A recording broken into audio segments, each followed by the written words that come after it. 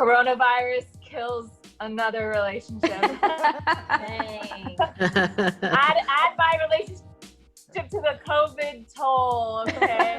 Oh, Lord. Hey there. Welcome to the Gluten-Free Organic Thoughts podcast, where you are encouraged to express your natural thoughts and views through casual, meaningful conversations that hopefully can lead to learning and understanding new perspectives.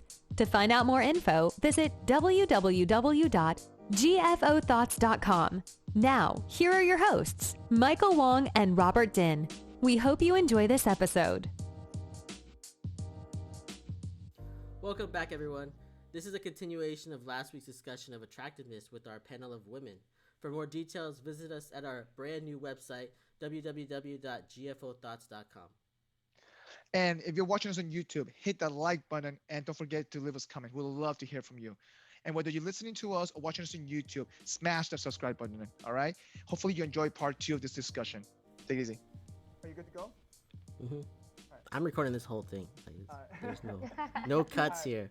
All right, so jumping into Karen. So Karen, I saw that you were jumping into when Michelle was talking about in terms of like the level of, in terms of communication and the way, you value things and stuff. Like, so I see you nodding your head before. Like, so I guess from your experience, Karen, like obviously before meeting Carlos, right? The type of bad boys you were dating, like in a sense, like did that help you figure out what you wanted in a sense? Like in a sense, like. Yeah, I think all of those experiences are really valuable. Like, even if you're not treated how you want to be treated, or maybe you yourself don't treat someone else how they should be treated, I think it's all part of growing up and, learning what you want out of life and what you deserve out of life. So do you think that if you met Carlos as the first, before, I guess like way back in the day, first time, do you think you would have valued him the same as you value today? I don't think I would have treated him as well as I treat him now. What do you mean by that? Hang on, time out. What do you mean by that? Can you explain that a little bit more? When, I don't know, my first boyfriends that I had before, they were very, very sweet to me. They were great boyfriends. And then I moved to Chicago and everyone was just shit. Yesenia's like, yes. I feel like I took my first boyfriends for granted. Like, I think after I learned what it's like to kind of like be treated disposable, right? I think I kind of learned like, about valuing other people more and, demanding respect for yourself and then also giving respect for the other person. Gotcha. So Alissa, how do you know that, okay, I'm going to treat that guy, correct and keep him forever? How do you knew, like, because obviously, your relationship's a little bit different than everybody else's. I don't know. I wouldn't know in the first place, right? I definitely had doubts along the way, but I think, I don't know. I think at the end of the day, it's like kind of going back to, how should I say this? I think at the end of the day, it's the values. Like, I think like the first time we met, we were able to have such a good conversation. Like, there's so much to talk about. And it goes back to what Maria was saying, like you have to have the same kind of values that will help you keep growing together, because you will experience so many different life changes. And it's the value that kind of glue you together. You're going to keep growing, you're going to keep developing. Some people might drift apart, but at the end of the day, it's the same value that would glue you together. And I think I got very lucky. I find somebody with very similar value and somebody who is kind, who is not all that selfish. I totally echo that point. Like, you need to find, like, everybody is selfish to some extent, but you need to find some person who is willing to be not so selfish for you, and that's kind of what can keep a relationship going. Yeah, I think also another point that may be like what Mike, you were asking about how to keep that attractiveness. I think, the most important thing is also love, like, because people, like, at some point, like, yeah, attractiveness, like, is what gets you in the beginning, but then you really fall deeply in love And like that's really what's going to be the glue to hold them together. So like that's going to be the long haul. Like even if they do something that maybe you don't like, or how Alissa said earlier, like you tolerate them but you still love them, like you deep down you still love that person no matter what, because you have been through all of that. And I think that's really the glue that keeps everything going. I feel like attractiveness is just mostly for the beginning, and like love is what really kind of like pulls you through to the end. Let's when you talk about love, like when I first like got with my husband, I told him like what really got me was that I respect him. Like before I was like, before I fell in love with you, I respect you. What do you mean And by like that? Porsha, can you define that a little bit more? and so like I feel like love kind of gets thrown around a lot. Like you love your family, like you love like your aunts or uncles or people, like I love this lamp. I love a lot of things, but like I feel like respect is like on another level. Like when you respect someone, you really try to make sure like you're not gonna do anything to like You value them. take away their trust for you. And so that's when I still tell them to this day, like I respected you before I ever like fell in love with you, and like I still respect you, and that's what like me and him have. And we even say like if we ever got divorced, like we still have respect for each other. Like we're still gonna make sure we communicate. Like we're gonna keep our family together even if we're not like in love or like in a relationship. So that's so true. That's so That's true. interesting. So you think you think that's where, like, because a lot of, like, I feel like all of us have felt like we've been in relationships, we've been in love, but then they don't work out like that. You think that's where the like catalyst of ending it, of ending a relationship? Like what makes it work, I guess, or like what makes it last, like or I guess what makes a relationship work. Yeah, I mean, like there's just times where you like don't really feel each other. You're not really attracted to each other. You don't really love each other, but we have those same values. We have that respect. And I guess that kind of goes into that mutual love, but like that mutual respect for one another. So we know, like, I'm gonna treat you how I want to be treated, and I want to be treated with respect and honesty, and with care and compassion, and that's how we're gonna treat each other. Like. You carry that in your relationship. So I guess that respect, I guess, built over time. That what's, I guess, glue. That kind of, like you said, that makes it work in a sense, right? So I guess I don't know. For me in the past, I feel like that's a good way to put that. Not that you put that word respect in it. They have respect that person enough. I guess the person that dated, in a sense that to build that, because respect and value kind of go hand in hand with each other. Like they value them to respect them enough, right? Right. And I think that comes over time as you build and get to know the person, and adding on to that, having that ability to tolerate that. And I think the more respect you have for them, I guess they can be more tolerable. Is that I guess you can say that.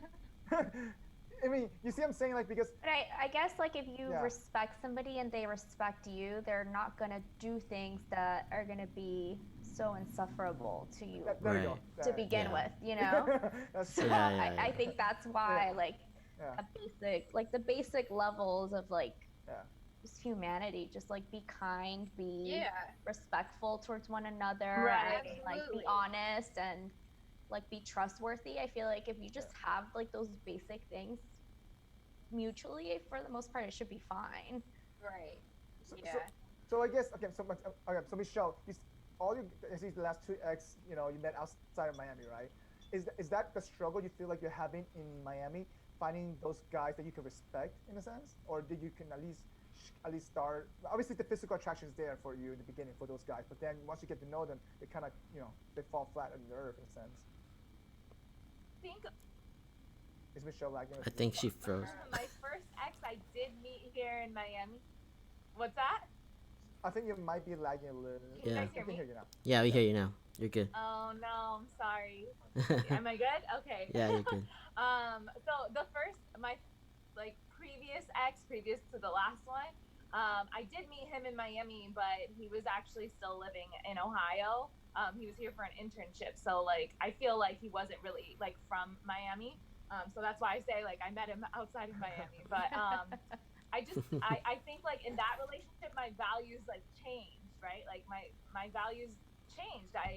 I stopped partying. Like I really like cut back on the partying, and I realized that person, but we were very different. And also he was like significantly younger than me. Like Porsha, I heard you say, I think Sean is 4 years younger than you. My previous ex was me, but he was still like in his early graduated. So like I was reaching my late 20s, and I was like, I don't think we're as compatible anymore, right?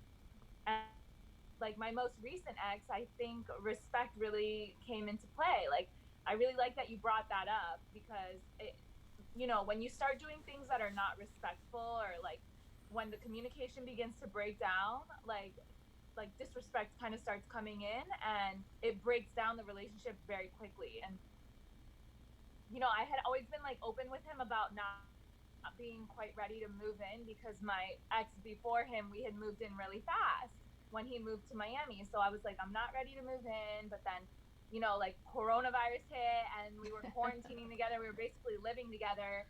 And it was like a really quick transition for me that I prepared for in our relationship. So coronavirus kills another relationship. add my relationship to the COVID toll, okay?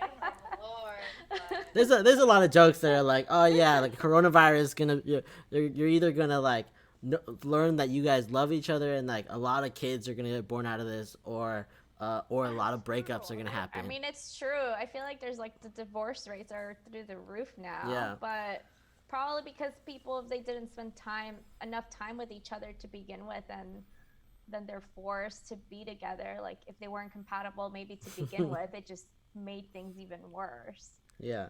And the like people being that I so think close were to that good person all the were time. probably better to afterwards. Yeah. Yeah. He had just moved down from Atlanta. And I think he already like excited about the idea of living in Miami, but I had told him like, you know, I'm not married to Miami. Like I am super open to leaving Miami at this point. The only thing that's got me here is my job right now, which I really love. But I'm a teacher. I could find a job anywhere, right? Like, but we couldn't figure it out. Like it was just, there was too much going on, and then it just kind of crumbled. So we were holding on. Like I really did try to like stick through it, work through the issues, but I like I said, like you have to find somebody that's willing to be more selfless. So going back to that, and stand like his point of view, and it was challenging. Am I lagging or she's lagging? Sorry. Michelle's lagging. I think little, I'm but lagging. It's okay. Oh, okay, sorry. I'm sorry. No, I didn't mean to cut you off. Sorry. So I guess Michelle, you brought up a good point up, right? You mentioned, you know, what is enough? Obviously, attractiveness plays a toll in terms of being able to have that build along the way to make sure that that person's right. So now, you know, over time, you know, like, so what is it enough that okay, I know this person, I'm confident enough. I think something's that wrong sound. Yeah, Mike, keep you're like breaking you're up. breaking in and out now. Yeah, you're really quiet. Yeah. Maybe put the mic up to Yeah, you gotta turn your mic up. You gotta do a bunch of stuff. Wait, can you hear me? But you gotta turn it up. Turn it up, boy. Wait, can you not hear me at all? I can hear you, Very but it's very low. You gotta turn it up. This happens like once an episode with this. Like your mic somehow just automatically just like goes down to like a 4 from like Drops. a 10. Wait, how about now? Yeah. Can you hear me now? Give him a mic like yours. I mean, he has one. He just doesn't bring it with him wherever he goes. Oh my god. It's fine. It's fine. I'll get back to LA tonight, so we're good. All right. So, all right. Okay. So what I was saying earlier before, though, in terms of, you know, as your relationship matures a little bit, you know, you find out a little bit more about that person, you build that respect, right? So I guess in a sense, when do you know? Let's say, for example, hey, you're ready. That person, you guys are ready for that next level. Maybe this is a question for the people who are married, but it's like, okay, because I know two relationships where a guy proposed to the girl and she said no. And how do you know that it happens? And it does. Wow. And but from a guy's perspective, he thought they were ready, right? So in a sense, though, like, how, I guess from a girl's perspective, when do you feel that kind of engaged, right? Do you think that, if Carlos proposed to you like at the beginning of the relationship, like say a year into it, would you say yes to him? But how did you know, like, hey, yes, that was, he was the right guy to say yes to? Maybe this is. Oh, well, we actually talked about it a lot because I was living in Colombia. I was living in Colombia for 2 years, right? And I like to have a job and a career and everything. And at that time in my life, like all I could do was teach English, and it's a great job for people who like it, but I didn't like it. So we talked a lot about like what would our life look like, and we did that for a while. And then when he did propose to me, I was waiting for it for a really long time. So you waited for a while. So you knew it was coming, you just didn't know when. Yeah. Because he'd always say, when we get married, when we do this, and we talk about our plans and everything. And, and we worked out kind of like, what's like, what we should give and take with each other, right? Like, are we going to spend like 6 months in Colombia? Are we going to spend 6 months in the US? Things like that. And, how would we raise kids? All of those things way before he proposed. So it sounds like you communicate that ahead of time to get a feel for it, right? And yeah. So and that's, I guess, part of it, being an effective communicator in a sense, because obviously if you didn't do that and you'd have dropped hints? I'm just curious. Yeah, I dropped hints all the time. They were like, "What's going on?" Porsha, you're shaking your head. Did you do that to Sean? Yeah, Porsha, I have a question, because when, like, I don't know how much Sean tells you about our relationship, but Sean told me maybe like, I want to say within a year of like dating you, he was like, in a year we're gonna move in together. In a year after that, I'm proposing. And a year after that, we're getting married. Yeah, like, it was like he had the the whole plan like a long time before y'all got married. And I don't know how that happened. Like, did you guys have that discussion like that early? He's definitely the romantic in this relationship. Like, he loves rom-coms and stuff. Like, that is Sean's thing. I'm not like that. Like, I was not in that mode. So that's interesting that you say that. Did he tell you any of these plans? Because he told me right away. Like, he told me a long time ago. Like, this is the girl. When we met, he was like, "You're gonna be my wife." Like, he was very like set. Like, he just knew, right then. I mean, after the first date, he told me that same thing. He's like, "This is it. This is the girl." Yeah. That's the way he is, though. Like, he's just like very. But, so I guess before he proposed to you, did you knew? Before he proposed to me, yeah. Like, before he proposed, probably like a year or two in, I was like, this is it for me. Like, this is the relationship. But I'm much more of a skeptical person. Like, when I was like dating him, I was like, this is too good to be true. Like, I don't really know. Wait, hang on. Like, I was still like really kind of like tiptoeing around it, and then like maybe after a year or so, I was like, okay, yeah, like, he's serious, like, this is serious, like, he's not playing around. Like, I was ready to like step down. But I think it comes with readiness too. I had to be ready to be married, and then he obviously was ready, and then it lined up. So wait, just a question for the other ladies. Have you guys been in a relationship where you're like, this is too good to be true, and you guys were super skeptical about it? I'm just curious now. Yeah, I think girls are more skeptical. I think girls are more skeptical than guys. Really? Huh. Yeah, especially after like we have these experiences, because you meet a guy, they take you on a first date, and they like fawn over you, and they say, "Oh, let's go on a trip. I'm gonna do this with you and that with you," and then they don't follow through, right? So it's kind of like, okay, I'm gonna be a little bit more guarded about this kind of stuff. So yeah, I've definitely been skeptical about people. Yeah, I have too. Yessenia, you're like nodding your head. You're like, yes, for sure. I'm a hopeless romantic, so I'm not usually too skeptical. I usually am just like, go with the flow, enjoy every moment. Mike, you're like silent now. I'm not very guarded. Like I'm an open book. Like I'll share almost anything. So. Well, the reason I was asking that question. Is my sound okay? Yeah, your sound, you're good. Yeah.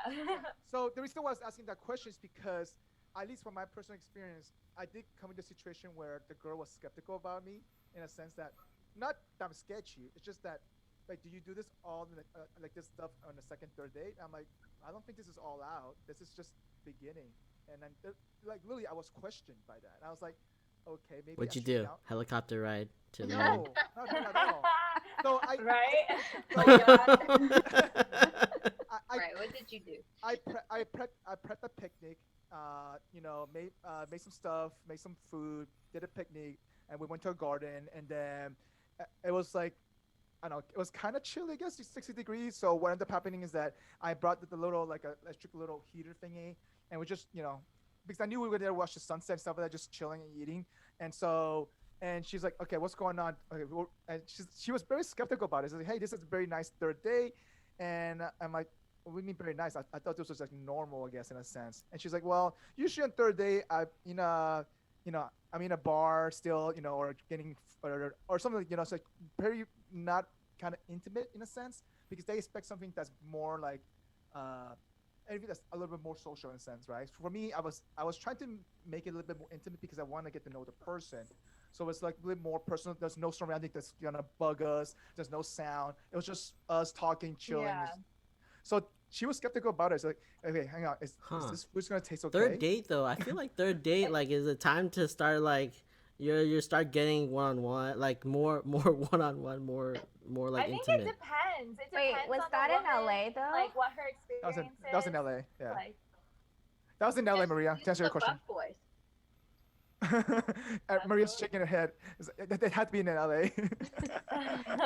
No, because I feel like in LA, this has never happened to me before. Like, not in Miami, not anywhere else, but in LA, I've been on a first couple dates, and like the guy will literally be like, "Oh, do you want to split the bill?" And like that to me is just like the biggest no in the world. And like that to me, especially in the beginning, I feel like a woman should always offer, but if the man is a gentleman, he should always pay. And like, I'm looking for a reach. I'm always looking for a reach. Like, so I feel like just maybe the reach that's is why good. this girl was probably like, yeah, at least like reach. Like I would like, do my. No, I want to fight. I'm like, no, I got it. Don't worry. Right, but like, I like a the gentleman. reach. So that to me is like a very, very unattractive quality. Like, yeah, it's happened to me at least 2 or 3 times here, and like one guy literally went to pick up food, and he was like, "Oh, do you want to get this?" Like, he flat out asked me, and I was like, "Wait, on the second date or the first date?" Date? I was like, and like I just like hesitated. Wait, I swear. This second date though. Yeah. Wow. Okay. Yeah, and so I feel like maybe that's why this girl in LA was very skeptical, because like, knowing now what I know, I just feel like maybe it's an LA guys thing. normally don't do that. It could be an LA thing, to be honest. Like, maybe it's no, an LA thing. I think it's an LA thing. I've asked like a few people around, and it has happened here, but it had never happened to me before except here, and like that to me is just a really huge no. That happened to me in Chicago. The guy pushed the bill towards me. What? And I paid. And then afterward on the street, he tried to kiss me. And I'm like, ew. Got the balls though. Like, no. No. That's a no. Wow. That's definitely a no. Yeah. No, I had a guy show up an hour late to my date. I met him on Hinge. And not only was he an hour late after I had warned him about traffic, he forgot where he was going. He like messaged me like right as he was leaving, because he lived further north. He messaged me and was like, "What's the name of the restaurant again?" I'm like, "Really?" He was an hour late. I was like sitting at the bar talking. Late. And then he showed up and he looked totally different than what was the pictures on Hinge. Did you get catfished? And then you got he catfished. You got catfished. I got catfished, 100%. And then started, when he went to the bathroom, I was showing the guy I was sitting next to. I was like, "Look at his pictures. This is not him." And you were very nice to actually stay there and wait. You went an hour. Listen, though. it was Right. my favorite restaurant. So I was like, I'm just I gonna know, enjoy the food. But like honestly, the conversation wasn't even that great. He was like asking me what my favorite color was. I was like, this is not going anywhere. Oh my And God. Whoa, whoa, whoa, And whoa! then That's not a good afterwards- question. Wait, did you pay? Did you pay or no? He paid. He did. He paid. Okay, he but paid. At least he paid. He did pay. Okay, that was like the one thing he had going for him. But then afterwards, he was messaging me and was like, hey, I had a really nice time. And I was like, hey, I appreciate it. Like, I just don't think we're cut out for each other. And he's like, what was it? I was like, he was just like asking me what was wrong. And I was like, well, let me list the ways, buddy. And I was like, I'm just letting you know so that for the next date you can be a little more prepared. But come on, You were honest really? about it. At least you told the guy. Some guys. Yeah. I know. I like having feedback. That's Me too, nice. right? Yeah, I gave him very. Most of the time you don't honest get that. feedback in the most respectful way. Imagine if I was girls- being as respectful as I could, but he was upset. So We Yeah. should I start a feel- dating app where like you can Leave feedback to you. give notes to the guys. 3 stars. oh my God, here's like the thing. Glassdoor, right? But for Yeah, like a but for glass door people. for guys. I think love that it. would be Guys would be very, accepted. very great. Just because I feel like, you Yeah. know, if you don't want to go out with a cheap steak, I'm like, if you can't even like take me out for a drink in the beginning, what are you going to give me later on in the relationship? Like, Right. you have nothing to offer. The problem with Yeah, that that's dating app, terrible. the problem with that dating app is that you'd only get feedback from girls because they're all single, right? So you only get feedback from girls saying that they were a bad date. There'd That's be no true. good dates. Oh, So-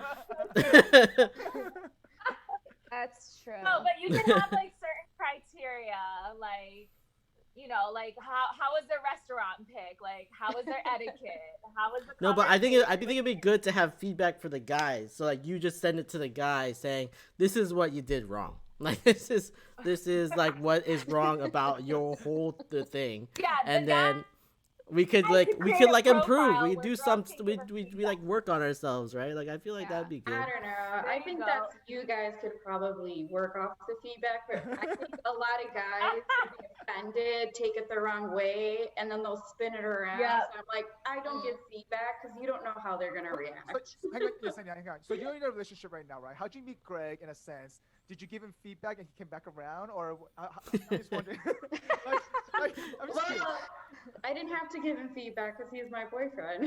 but No, so yeah. I met him on Hinge, so it was a dating app.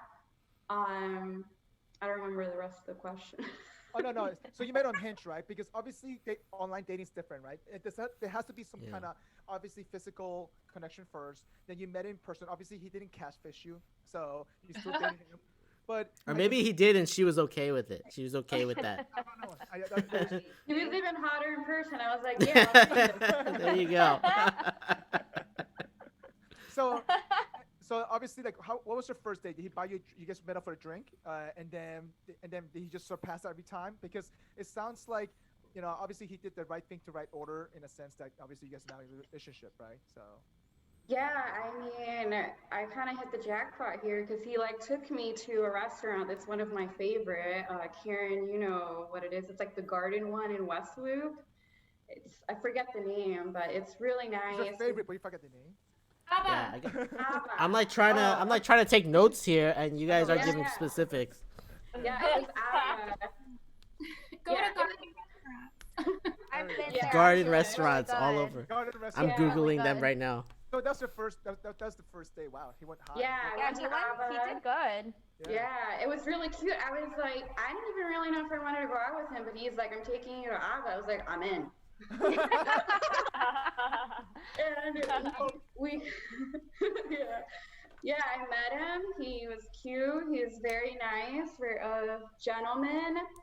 I asked to split the bill at the end, or like I was reaching for it. He's like, no, I got this. He was You really reached for it, nice. though. At least you reached. I for did it. reach Good. I love the Because reach.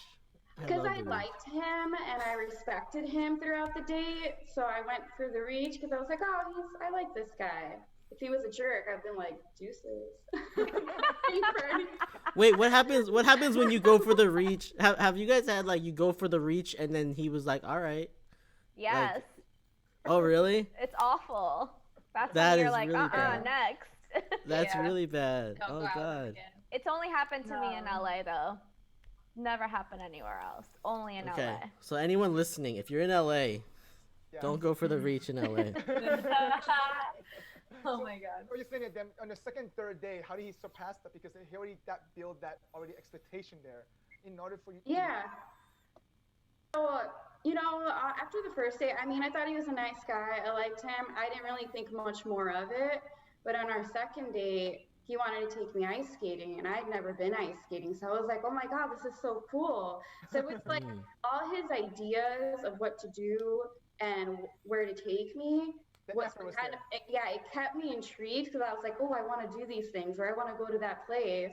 And then I got to know him, and then I was like, oh, okay, I like you. And I got more attracted to him. So I wouldn't so the physical appearance got me on the date, but it was his actions and how he treated me that kept me intrigued until I finally started to fall for him and stuff. Gotcha. So deliberate effort, obviously he was there, who's created enough to keep you intrigued in a sense. So going back to what Karen was saying there before, actually Porsha, you brought this up as well, in a sense that the amount, I guess, it's the effort in a sense, right? Being as that evolves, and especially when you get married, that has to be on a continuous cycle, right? So I feel like, I mean, how do you guys do that? Especially for people who are married, like you have time, you have a kid, you have a full-time job, and now you got to maintain that relationship. It just sounds like so much. I mean, Alissa, just wonder, how are you doing, especially with a baby, the newborn, how do you prioritize It's a lot of work. I mean, they say don't do anything before you're married that you wouldn't be willing to do when you're married. Like, have you heard that? No. That saying or whatever? No, I have not heard that. It's like, don't start doing some special shit when you're dating, because you're gonna be expected to keep doing that throughout your marriage. Some women cook and clean and take care of the house for their guy, their boyfriend or whatever. They're gonna expect that same shit when they get married, whatever their mama did that you're doing. Is this why not a lot of girls tells me, hey, I don't know how to cook, but then when they cook, this amazes me? They lower the expectation first. Oh, that's pretty good. I see that. That's not a bad idea, actually. You don't reveal all your secrets right away, Mike. Right. You got to keep them in the bag. Keep it a little spicy. Just in case. I mean, I told Sean that when we first started dating. I was like, I don't cook. I'm not a housewife. That's what he got when he married me. There's no surprises here. Okay? He's the one that cooks. We share the cleaning, but he's definitely the cook in this relationship, not me.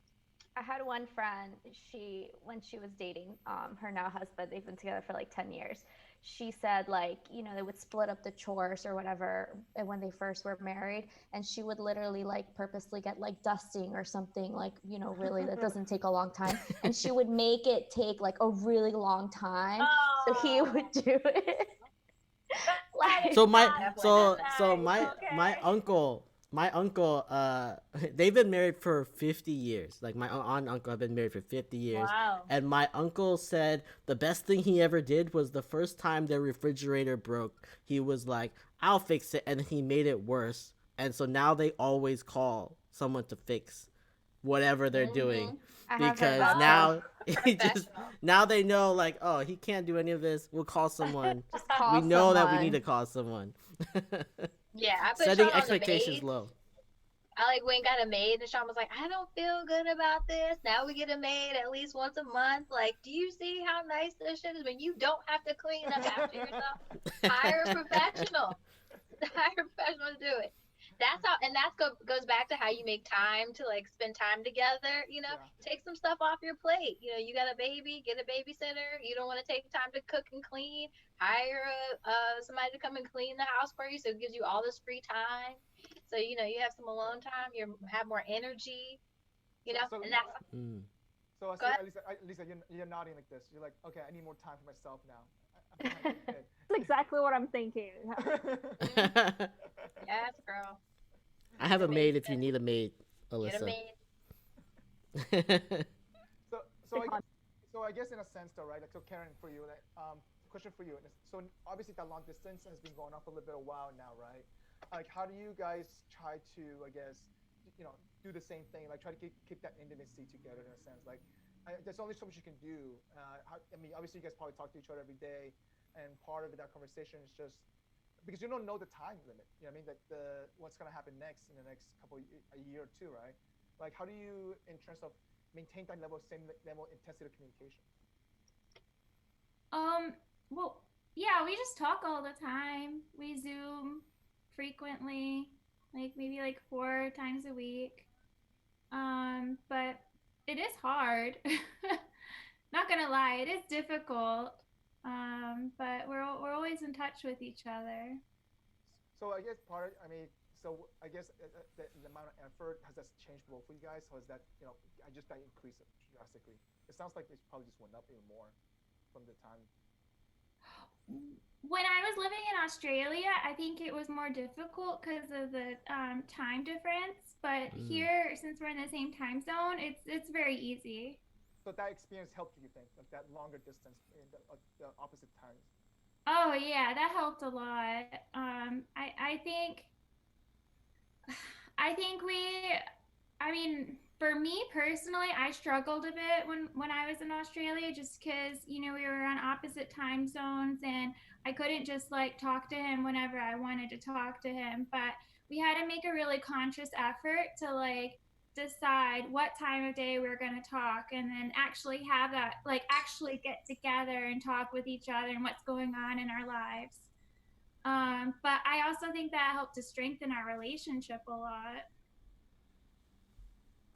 That makes sense, because I remember the time I know that you guys have done a few long distance. I feel like that long distance helped you guys out for you to build upon. Sounds like probably this is, maybe like you said, it's easier for you guys. Okay, you know what, we've done this before in the past already. We can get through this together in a sense again, right?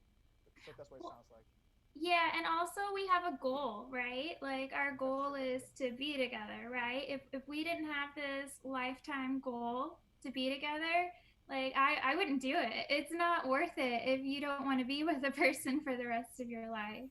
So that actually brings me to the next question. For example, Alissa, like how far in did you guys talk about that goal? Hey, I want to get married, blah blah blah, or even Porsha for you guys, right?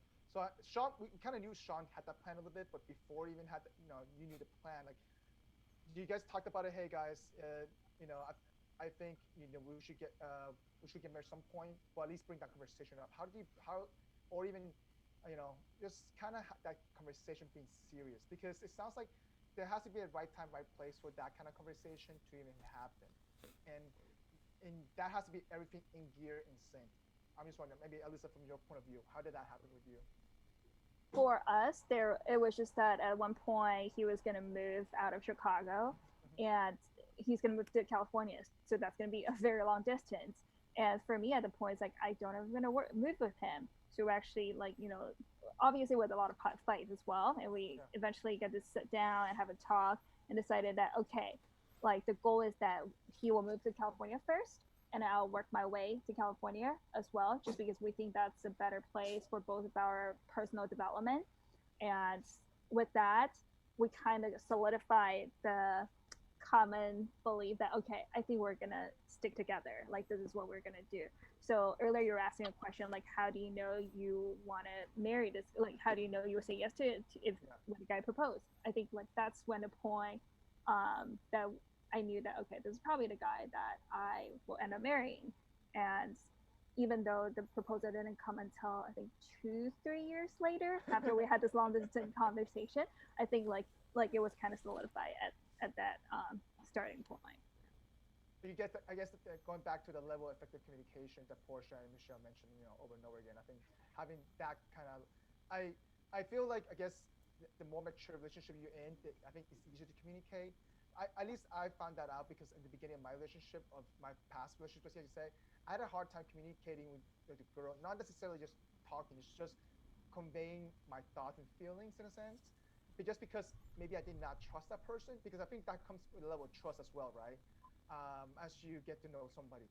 So I think, Karen, to your point before, you did mention that whole aspect, and just now that now that you've gone through the past, you couldn't talk to them before. You knew the limitation of that, but now that because on the same time zone, doing the long distance, you found that easy because you had that past experience. But not only that, but you guys had that level of communication. You guys know each other in a way that Porsche knows Sean. That level of communication, that level of that clickiness. That's what it sounds like. I mean, I guess for me, I don't know. For it's hard to be honest. Though, it is hard to kind of find that kind of person, especially nowadays. The expectation on a dating app. I mean, yeah, I'm sure Maria and Yessenia knows. Like the dating apps, it's a harder. Like I gave the dating app try probably 2 months, and then I gave up. I was like, you know what, I'm done with this bullshit. I was like, nope. I'd rather meet people physically, join a running club, or whatever it is. I'm more of a person perspective in a sense, and it's just it happens like that though. So, but yeah. Yeah, How do you do that during hard, COVID? Right?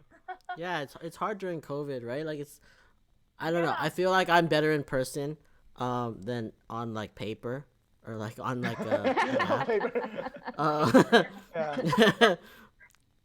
yeah, but it just feels hard. Like I don't know how this generation, like the next generation, where they're all on these apps, like how are these relationships actually really developing? Yeah. I mean, I've done 2 FaceTime dates during COVID. Wow. I did a FaceTime date too. It was. It wasn't the same. How did you meet them before you FaceTimed? So I met one of them Bumble, and now dating app. It's all dating apps. Like there's no way to meet anyone now. No, hang on. Yes, that's true. There was some Bumble, but the FaceTime date was okay because I just didn't feel the chemistry in a sense. Maybe it could have been just because it's online, but also part of it is that we kind of arranged a little thing. So I told her, hey, try this. We were talking about wine. I told her, hey, try this wine, stuff like that. And then we did a date. She was having the same wine that I was having. So we were just talking, But even though I did a level of effort in a sense to kind of give her a bottle of wine beforehand, in a sense, right? It's just, I just didn't feel it. And I think maybe because it's the online dating in a sense, or maybe because COVID, I'm not sure. I just feel like I've done a few of those, but I think it's like a better way to just eliminate people right away. Because if you just don't even like feel that attraction over a FaceTime date, like why would I waste my time to like go out of my way to meet you, I think so. I think honestly it's like such a better way to like, you know what, you meet, you talk for an hour, you don't like it, you move on. And I think it's like my friend tells me it's a numbers game, and eventually like you're gonna find somebody that you kind of like really have all those alignments with.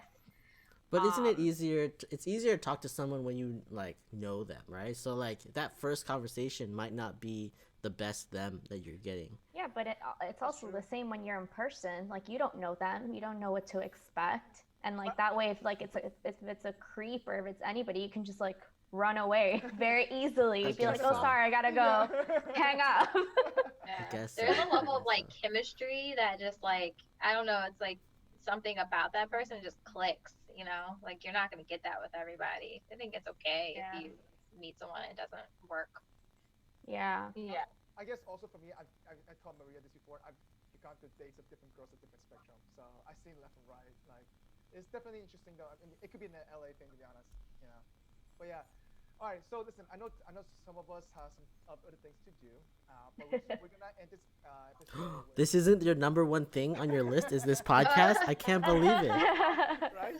So if you were to give someone an advice about attractiveness, and not only what would it be, but why do you think they should value one thing first? What would that be? Just wondering. Michelle, I want to start you off. What would let's say that you would give to someone an advice, and what would that be, and why do you think that's really important that you should look into or they should be aware of in terms of like finding that attractiveness to pay attention to? Yeah, I think like based on the relationship that I just came out of, like my number one takeaway is like communication is key.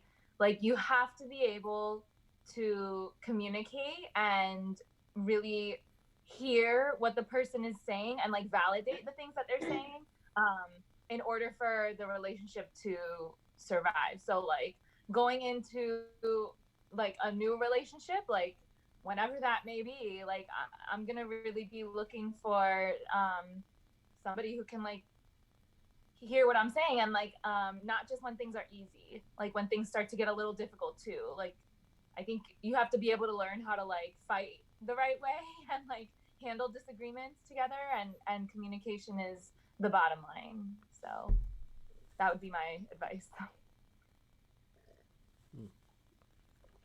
That's good. I'm taking notes for that. Long audio. It's messed up. I'm gonna write that down. Maria, you want to go next?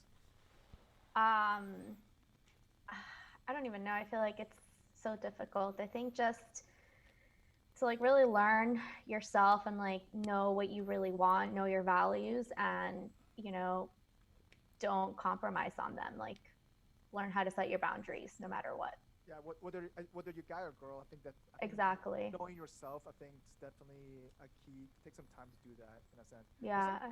I mean, you could do it during a relationship as well, because you tend to. I mean, at least for me, when I was in a relationship, you know, I kind of saw myself grow a little bit because I saw myself reacting, but I had that kind of awareness, but some people may not.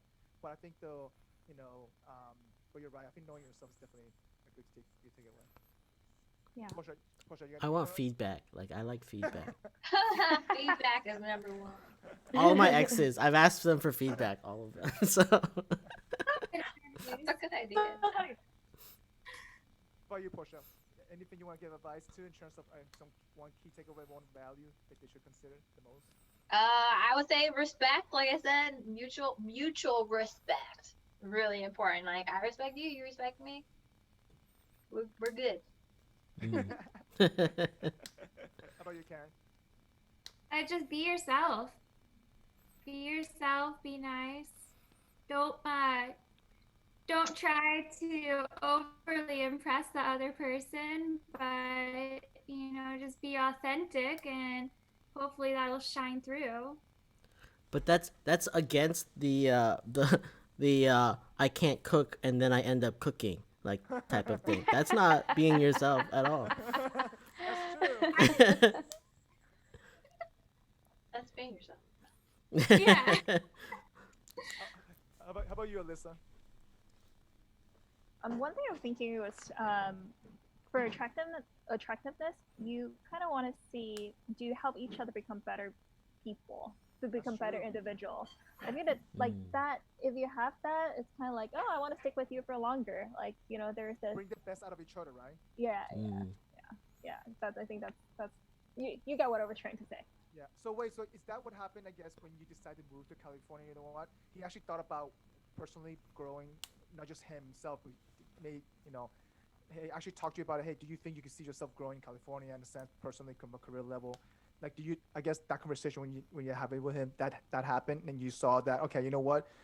This may help me become a better person as well, not only from a professional level, but also personal level. For making that kind of decision, I feel that you should follow your heart. Because when I was moving, I made a list of pros and cons, like a ton of pros, a ton on the con. I still can't convince myself. At the end of the day, it's your heart saying that, oh, do you want to go or not? At least that's how it worked for me. Gotcha. How about you, Yessenia? How about one thing that you can, you know, give advice to value, you know, a key value that you think they should consider?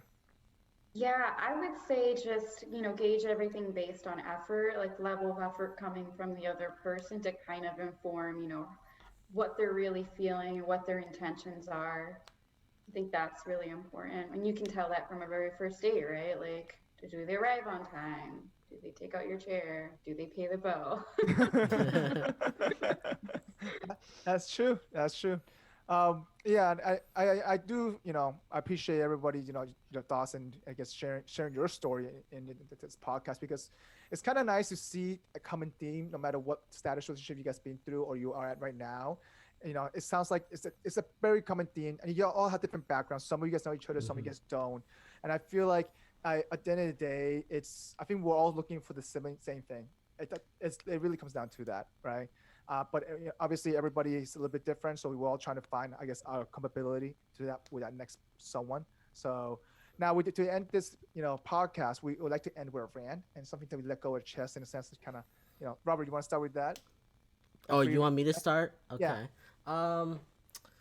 Well, before that, like, I just wanted to say, like, oh, like, it's refreshing to hear, like, to talk to these girls and, like, understand what they're looking for, because coming into this, I was like, I think I was still holding on to the 20-year-old me's version of what girls wanted.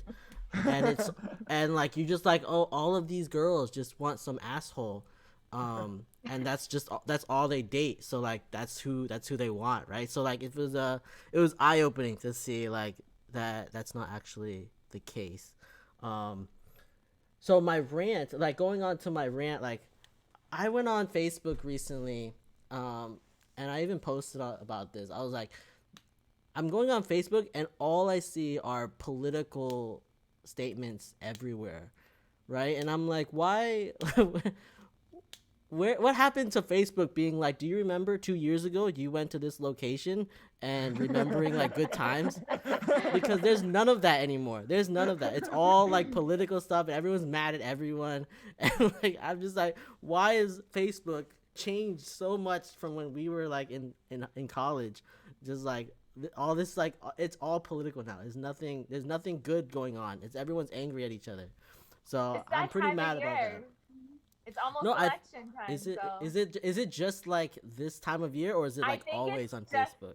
I feel like it's just this time of year. Like I feel like it's just happening right now because things are getting really intense with the election coming up. Yeah, but I bet you like a few months after the election, you'll start seeing happy posts again. All right, I'll come back in like January, and hopefully there's not like angry messages of people that have like hated the election results and stuff, right? Like You remember when Facebook started and someone had to invite you to join? Yeah. I got invited. It was very exclusive. And you had to be in college. You could only have like a college email. Have to have like an email address. Oh, yep. We were the originals. The OGs, man. The OGs. So Alissa, what's your rant? Yeah. Can I do this later? I got nothing. That's fine. No, fine. You go. Actually, yes. People, stop setting out fire just because you need to review your baby's gender. Just. There you go. Thank you. Wait, is that a thing? Was that a thing? Wait, Robert, you didn't hear about that, Robert? That's how one of the fires started here in California. Yeah. Ridiculous. What? Is that the one where like the sky was red in San Francisco, or is that somewhere else? I mean, there's a million other fires too. There's so many fires. One of them was started by a couple. Yeah. Oh my God. Also, can we talk about how gender reveal is not actually revealing the baby's gender? It's revealing their sex. Can we talk about that for 1 second? That drives me crazy. Wait, Michelle, is that your vent? You know what? That can be my vent. We can count that as my vent. Gender reveal does not reveal gender, because gender, it can be how you identify. It's a sex reveal. It's a male or a female based on their body parts. It's not a gender reveal. All right. Can I ask like about this fire? Was it a girl or was it a boy? Right. We should at least know, right? Was it the red sparks that happened, or was it blue sparks that made it? Listen, do you know the answer to that? I don't know. You don't know, actually. Doesn't matter. The world is burning. Okay. Okay. All right, Karen, what's your rant? Oh, I want Colombia to open their borders. So you can travel? So you see Carlos? Long distance probs. Every day they're like, the transport minister approves flights. It might be between September 20th and October 1st, but we're not sure. So before COVID happened, I was supposed to go to Colombia in August to see like Fiesta de las Flores, and I was talking to Carlos about that, and I was like, it's just back in January. I was like, hey Carlos, I might hit you up in Colombia when I go visit, and obviously COVID happened. I was like, crap. I'm like, I've been dying to go back to Colombia for like past 2 years, you know. Yeah. It's definitely, but there's some crazy stuff going on there right now too. Also, police brutality going on. So yeah, but the news, I don't know. I think the news blows everything out of proportion. Yeah. But yeah, La Feria is like, it's amazing. I will go back with you if you want to. You've been? Ooh. Yeah. All right, Yessenia, what's your band? I don't really have a rant. So you're happy. Her life is too good. No, it's too Yesenia's good. life is too good. I want COVID to be over, but that's pretty much all it is. It's kind of in the way of my travel plans. Mm, that makes sense. What's it? Says the girl who went to Hawaii for a month. Wait, you went? When did you go to Hawaii? It's not in the way of all of my travels. She traveled during COVID. She went to Hawaii for a month. They had to force her It's the quarantine for 2 safest weeks. state. Did you go to Hawaii and then leave and then they shut down? Because I know they shut down recently. No. I went there back when things were all still good. It was back in May, and I quarantined Oh, for 2 okay. weeks, and then I went there. Yeah, I was there for a month. Okay. So it wasn't your fault. We gotta figure out. No, I followed the rules. All right, so Porsha. Have a rant because she went to Hawaii. I know. She's living her best life. So Porsha, what's your event? Anything good? I'm with Den, all the political stuff on Facebook. I think it's like a combo of everyone stuck in the house with nothing to do. Everything's shut down. A lot of people are unemployed. They have their kids at home.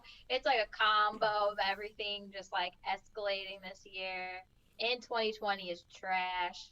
So throw it away. Yep. When is this year gonna be over? It's just too many things. Exactly. I feel like we're gonna have the best end of the year Happy New Year party ever. I think it's gonna be this year, most likely. I have a feeling. Oh man, we might have to wait another 6 months. Mike, are you setting this up? Like, where are you hosting? Setting what up? I'm not doing anything. This huge party that you're talking about. I'm not doing anything. You know what? For those who know me, I don't do anything for New Year's, by the way. So. Weren't you at the New Year's party last year? Was I? Was along there? Or no? At our party? Yeah. Sammy was, not me. No. Could've It was swore Sammy and Josh were there. Yeah, Sammy and Josh was there. Not Mike. Find a video photo of me, okay? That party. Let me know. We're gonna Photoshop you in. Don't worry. So Maria, what's your vendor rant? I don't know. I think everyone just needs to be nicer to each other. Be kind. Be kind. Yeah. Pay the bill. Learn to see things from different people's perspectives. That's it. It's true though. I think. Yeah, it's true. I feel like just in general, be kind to each other, especially this kind of time. I feel like it goes a long way, believe it or not. It really does. And I see that a lot more. At least it gives me hope for humanity that people are being kind. Maybe I don't know. Maybe I've been watching too much TikTok videos. Maybe perhaps. I think so. But I've seen that also in person as well. So which is kind of nice to see that. But yeah. But Mike only sees the nice videos when they go viral, and then like, oh yeah, this is a super nice video. No, I agree. Like, people just need to understand everyone's going through shit. Like, everyone has their own shit that they're going through, and you just have to I understand like we're going through shit, but we also have to like understand everyone else that's going through life as well. And I think that's come with considering having some empathy and compassion behind that. Yeah. So it's hard. I mean, to be honest, it's easier said than to be done. But at the same time, I think trying obviously kind of helps a little bit. You know, especially dating. You know, have some compassion for guys. Have some compassion for us guys. We don't know what we're doing. That's the thing. We don't know what we're doing. Yeah. So okay, guys. You're done. Well, ladies, we appreciate you having you on. Any last minute plugins you'd like to? I know obviously you guys can put for those who are watching YouTube, their handles are one of the, I guess we're not expert daters, by the way. None of us are super expert dating and relationship. We're just going through our own personal experience, but we're all friends. Not that we're all of our friends now, since somehow connected to each other. Yeah. But ultimately, what I wanted to say is that appreciate your time. Thank you for having us on this podcast, because one, this is the first time doing a group podcast. And two, this is the first time we've had more than one other person between the two of us. Oh, nice. And this was good. Yeah. And second, I think in terms of kind of having that conversation, in a sense, I feel like we appreciate your time. I know that everybody has stuff to do on a Saturday, and And I know that sharing the story sometimes for some people are just don't want to put stuff out there. We appreciate you know, for just sharing your experiences. But for those who are watching, please like this video. You would like to hear, you know, smash the, you know, smash that like button. Yeah. And subscribe. Yes, please subscribe, you know. And if you listen to this podcast, please subscribe to our podcast. You can obviously find us at Gluten Free Organic Thoughts Podcast. And our website's coming out, Robert, right? Next week? Yeah, our website's about to hit live. This coming week. We'll have it live, and you can watch all of our podcast on there. And then have any updates will be there too. You can see our evolve from episode 0 to now. Yeah. Let me tell you, I cringed episode 0 so much when I watched it back. I was like, wow, what was it saying? What were we thinking? Well, well, appreciate having you on. Thank you very much. And I hope you have a wonderful week, everybody. Thank you. Thanks for joining us for this episode of the Gluten Free Organic Thoughts Podcast. As always, we appreciate you. If you are watching us on YouTube, please don't forget to subscribe to our channel, like this episode, and leave us a comment. If you are listening to us, please leave us your honest review on your preferred podcast listening platform. And as always, you can find us on social media at Facebook, Instagram, and Twitter at GFOT Thoughts. Drop a comment and give us some feedback. We would love to hear from you. Until next time, see you then.